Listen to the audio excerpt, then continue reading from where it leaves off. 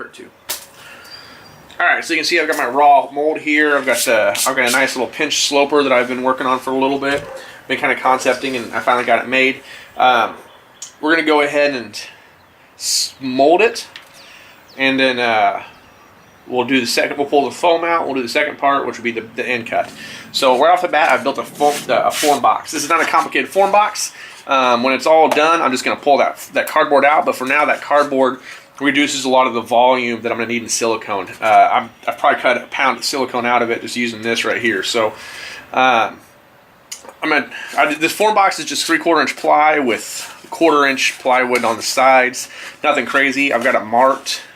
So I've got written Aux'Arc here, Aux'Arc there, so everything's in line. And I'll just drop it over the top. I'm going to super glue the box down to the plastic, and then I'll start casting the silicone. So the reason I'm doing a form box on this one, I don't do form boxes on everything, but I'm doing a form box on this one because the hardest part of doing a two-part form or two-part mold is getting it lined back up. Now I've had some problems with my sloper holds where I've gotten the insets too far one direction or the other, and it's created thin walls. And that's resin wasted. You got to throw it away. It's just not strong enough for you to do anything with it. It's not been so much the sides that I've had problems with, because I can look at the sides. It's been the depth. So with this, we're building a form box so that when it's all said and done, I can flip the form box over, set the mold back down inside of there, and then I'm gonna do I'll show you how we're gonna build the walls on the inside to create the depth for the mold. But when I create the insets, they'll be attached directly to a plane that screws in right here. So then I can set this down, I can screw that plane down, and it will always be the same. I'll never have to worry about it being offset or anything. As long as it's right the first time, it's right every time. So that's what I like about having a form box. So we'll get into that step. I'm gonna go ahead and seal this down for casting. Alright, mold looks pretty good. I'm pretty happy with everything, how it turned out. It's all solidified and good stuff.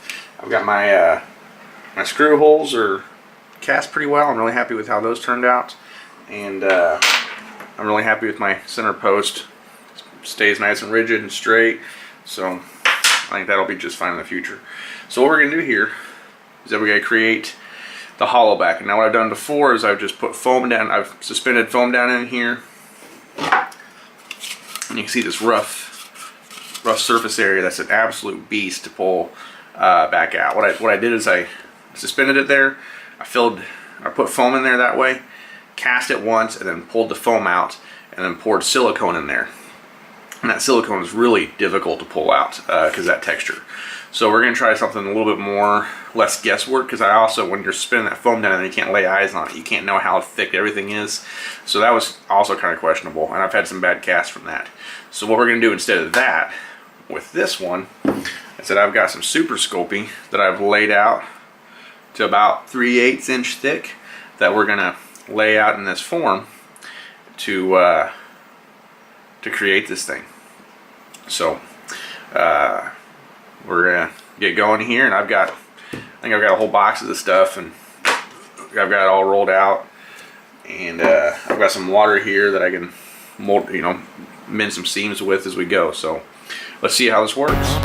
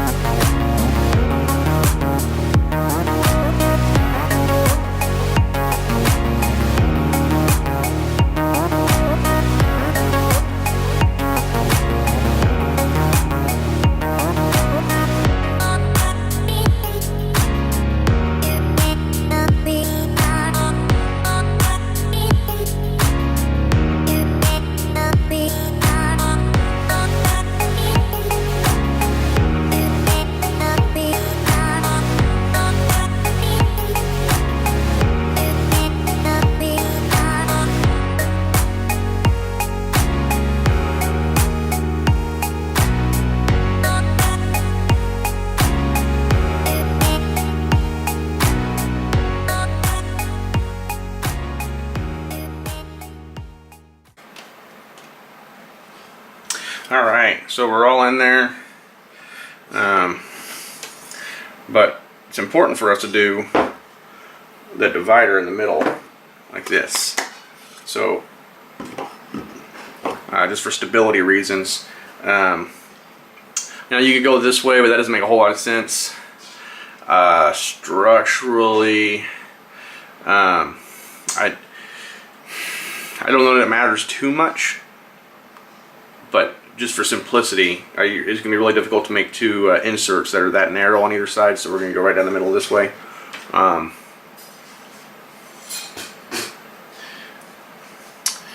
That's why I'm not going to leave that hole there. That hole's going to get plugged. But what that hole does do is let me know where the post needs to go, because the post needs to have a little bit more support around it than just a narrow wall. You want to have a little bit of wraparound on that post. So we're going to hide that hole because obviously we don't want silicone just draining out the bottom of it, but I need to know where it's at right now.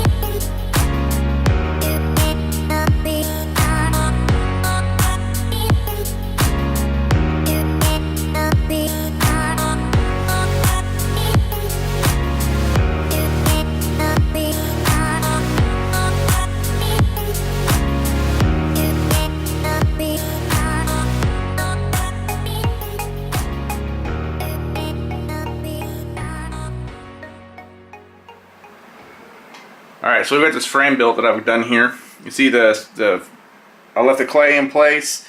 Everything's good to go there. I've got a little bit of an edge up on top I'm okay with. I've given my spacers here for my screw holes, my nails to stick out. So there's some support in the resin for that. And then I've mostly smoothed out. I keep finding spots. I've mostly smoothed out all of my my spots. I don't have any leakage, I don't believe. I'm not going to pour water in there and find out. But the worst case scenario is silicone pouring through the clay and into the silicone below. That would be horrible. If that silicone would adhere to itself, I would lose all that detail. That would be really bad. So I made sure all that's sealed, all that's good to go. Everything as good as I can make it without physically pouring water in there to test it. For sure with silicone, I think I'm okay. Now if I wanted to, I could put a thin layer of silicone and just kind of pour it around the edges and just give a nice thin coating, and it won't have enough pressure to squeeze out any possible holes. And then you could fill it in the rest of the way. But I think I've done a good enough job of sealing it that I'm not too worried about that. So I made these filler pucks to go down in there. I don't want to just pour that much silicone inside of there.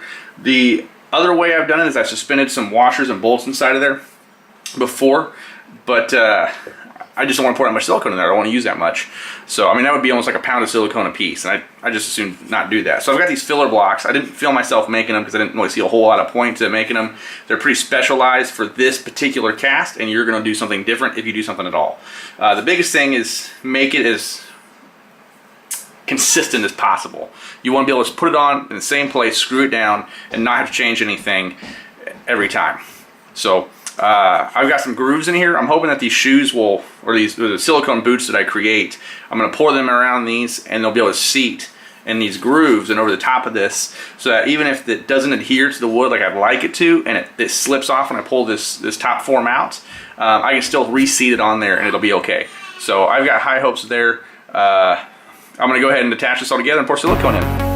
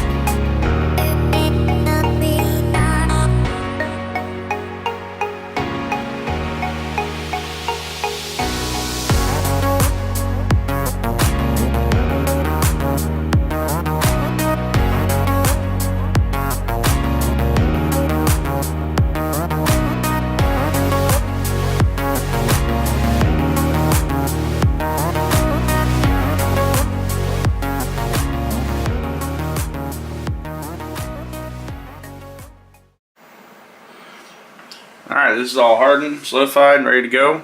I am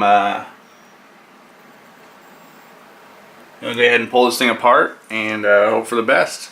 So, here we go.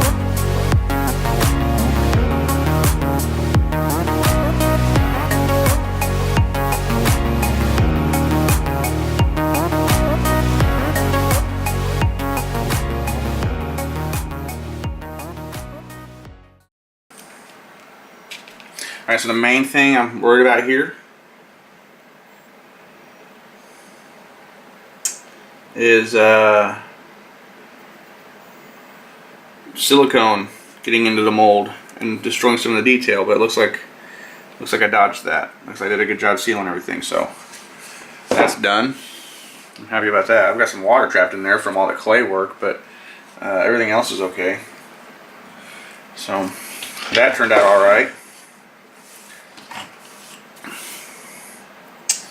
Now we're going to peel this off.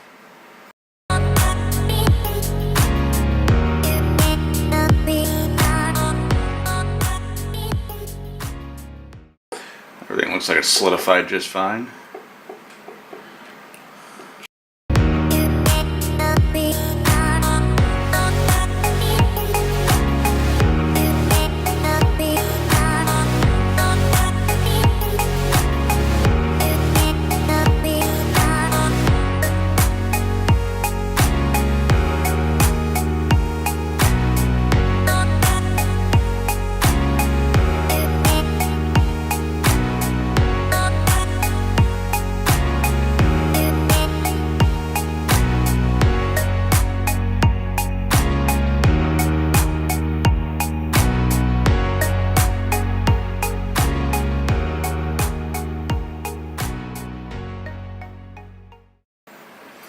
Pretty happy with all that.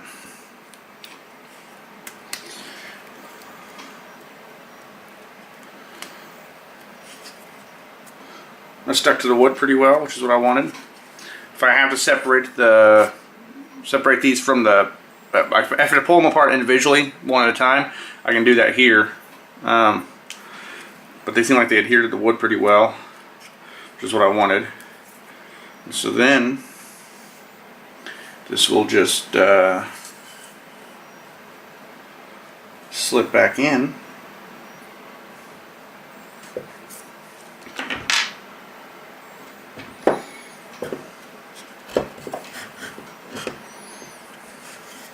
Other way.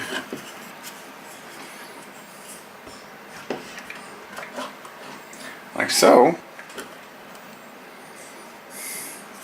that looks pretty good. We'll go ahead and cast that.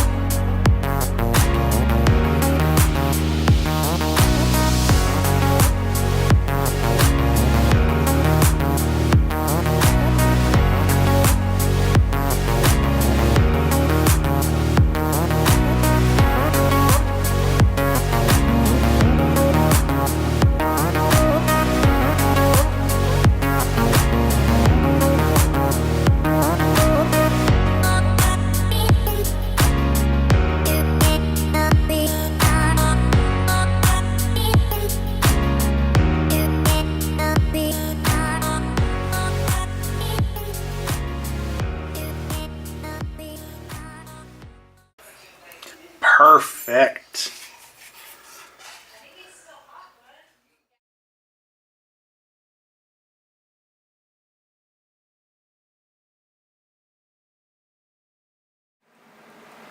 Alright, so we've gotten through the whole process. Got our whole cast finally.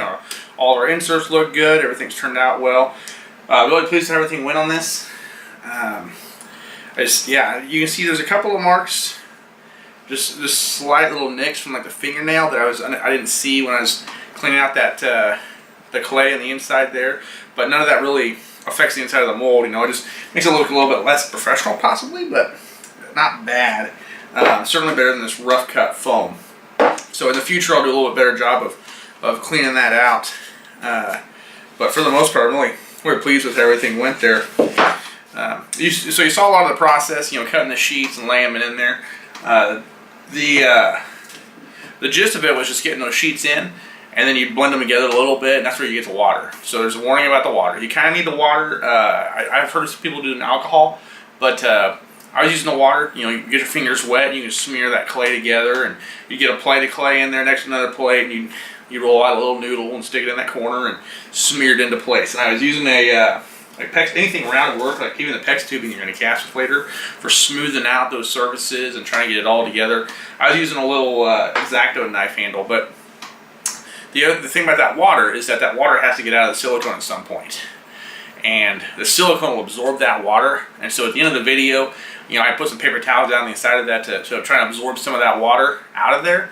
But you know right here that it didn't work. So I've got a thin spot up here that I can kind of push on a little bit. It's just going to crack through eventually. And then I've got this spot up here. And this spot up here is moisture. So this will do it outside casting just with humidity in the air before or after a rain, or God forbid during a rainstorm. So if you're seeing this kind of thing show up in your holds, or your holds look really good at the beginning and then after a couple of weeks of some wear and tear on them, you see some of this kind of thing happening as the edges start cracking, and underneath their solid silicone, it doesn't reduce the structure at all, but it kind of leaves these edges that you may not want to deal with. I don't mind this for my home wall, but I found a couple of these at the gym that I went ahead and took off the wall, brought them back, and I cast new ones and made sure they were good to go and took them out. So if you're seeing those kind of issues, it's humidity. So I know that first cast, I thought I'd gotten all the water out of the silicone. I thought I'd absorbed it all out of the paper towels and let it dry out and everything. I still had this show up.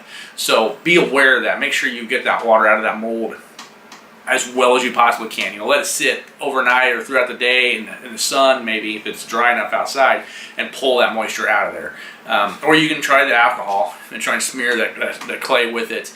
But you need to blend that clay together so it doesn't leak through. Because if you get silicone leaking into other silicone, it'll adhere to itself, and then you've got a problem. You're going to lose a lot of that detail, and it's an issue. It's happened before. I don't see it on my molds here. I do have a couple of holes where that's a problem. I actually use this hold. I won't take it to the gym, but it'll go on like my hang board, and I can hang on it just fine. It doesn't hurt. Right here is a little bit weak, but the actual integrity of the board is just fine. Plenty for me to put on my hang board and hang on it. So I can use the hold, but I really don't want that to happen. So make sure you get the moisture out of your silicone before you start casting, and then once it's out, keep it out. Everything else went really well with it. I'm really happy with this mold. I've just been really pleased with this hold, and I've climbed on it a few times and just really been happy. And that Hollowback is so much nicer than this nonsense. You can see that texture down in there where I had foam glued to the top plate, and I just poured the polyurethane in around that foam, and then chipped this foam out, washed it out, sanded it out, all that kind of stuff. And it's just this nasty, grainy texture that I poured silicone back into to create those inserts right here, and you can see they have that texture on them, and these are just a beast to pour out, or pull out. So I really like how this has turned out instead. I think this is a much better sculpt. So I hope that answers a bunch of your questions. I hope that gives you an idea where it starts as you start getting into the bigger holds. Even some of the jugs I've thought about maybe doing a little bit of a hollow back, a little bit, not a lot. But it's anywhere between this size and this size is a good place to start doing them. And I'll probably make it pretty standard for anything bigger than that. So if you got any questions, post them below. Let me know what you thought. If you had any issues with it, I'll be more than happy to point you in the right direction. So thanks for watching, and I appreciate you guys. Thanks.